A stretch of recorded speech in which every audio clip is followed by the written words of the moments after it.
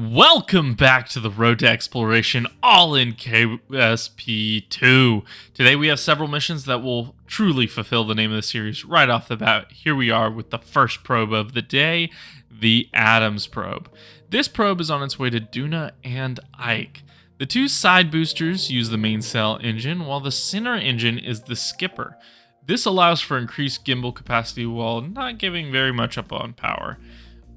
Named after the ill-fated Mike Adams of the X-15 program, who sadly lost his life when he lost control of the X-15 aircraft that he was flying, which then started to spin while going Mach 5. He was the first American space fatality. Yeah. The final portion of the gravity turn is being executed by the central core of the rocket. The science parts on board are the Science Junior and the Environmental Experiments module.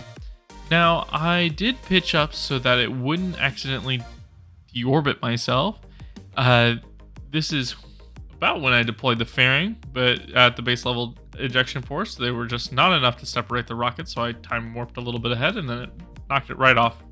It was fine.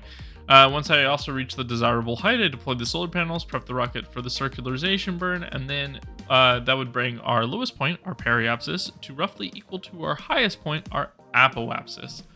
But before we get into orbit, I must talk about our sponsor, aka me!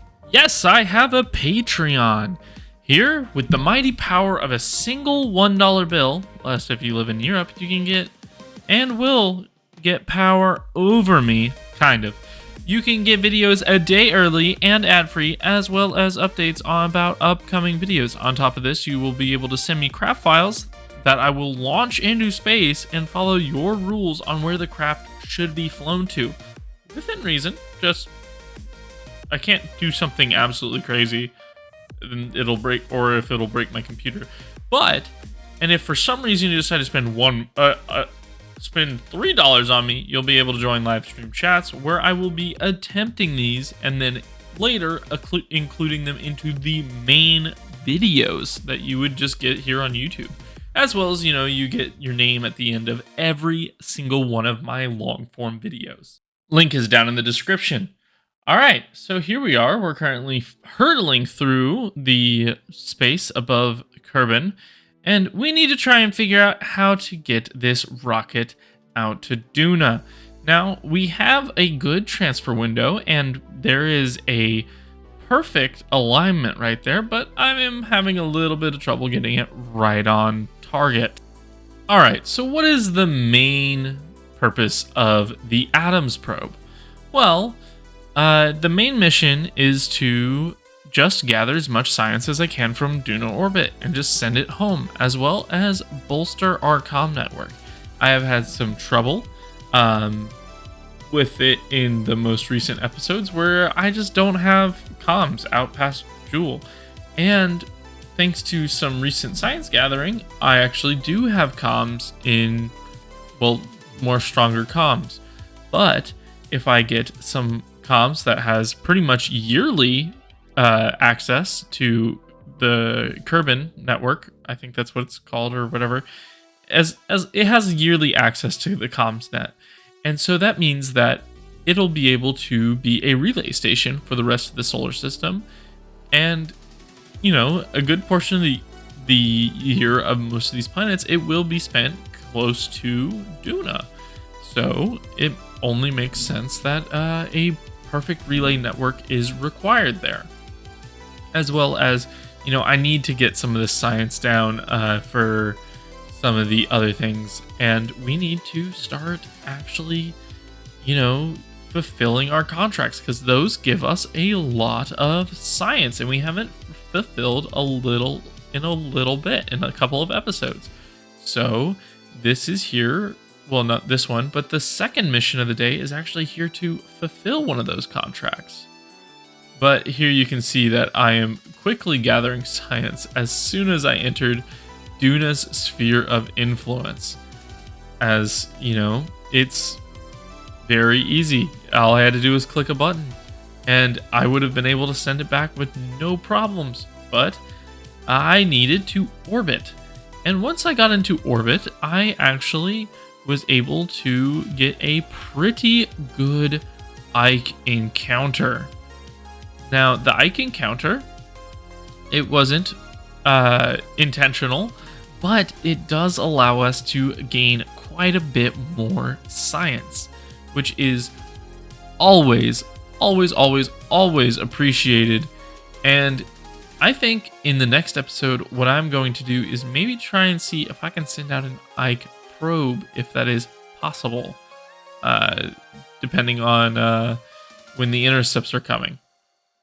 I think I will also try and fully install Kerbol alarm clock mod so that we can actually do more of the older style missions that I used to do instead of these long-winded, very long explanation videos, kind of like what Matt Lown does, but I'm not really into that. I like cutting up these missions into multiple episodes and showing you the actual progression of the space agency. Now this is just feels like it's skipping ahead. It doesn't feel as fulfilling to me, if you kind of get what I mean. But there we did just a big scoop of the atmosphere. Here we have the Adamson probe launching in its basically the same launch vehicle as the last one, but it's a little bit beefed up because we needed to get a lot of payload to Jool. Now this probe is designed to basically just go to Jool, get as much science as possible, and check off our little Jool contract where we have to go to Jool and find out the little bit of like signal that is coming from somewhere in the Jool system. And that is what we are going to figure out with this mission. What is doing it and what moon is it on? Now, this probe is named after an interesting man named James Craig Adamson, who was an astronaut and a colonel of the United States Army. He flew on STS-28 and STS-43. STS-28 was a Columbia mission, and STS was an Atlantis mission. And yeah, he basically went on 2 short flights on the space shuttle, totaling roughly 13 days. Now, it's kind of interesting that, he didn't really go up for very long, but it's interesting that he is still very much involved with NASA. In fact, he is still on their advisory council, which I think is really cool. Now, here we are circularizing our orbit way above the planet because this rocket had a low thrust ratio, so I decided to get it up as far as possible so it didn't have any chance of ever tipping back down. And yeah, you'll see the probe is almost identical to the last one. And that is because I have unlocked no new science equipment. Now, I would like to unlock new science equipment, but that is just not in the cards for us right now. Now, here I am about to get us an actual encounter because I realize we do not have an actual encounter with Jool. And please forgive the electric depleted on the Lone Ranger 41. I am actually about to delete that craft file because it doesn't do anything. It just kind of floats around in space and it constantly loses charge. So here we are getting our Duna encounter, and now we need to actually do our 2,000 meter per second burn. This is why this craft needed to be so heavy and so large, because we didn't really have the engines to actually be capable of doing this when I launched it. So yeah, it's going to take a lot of propellant to even get anywhere near where we need to be.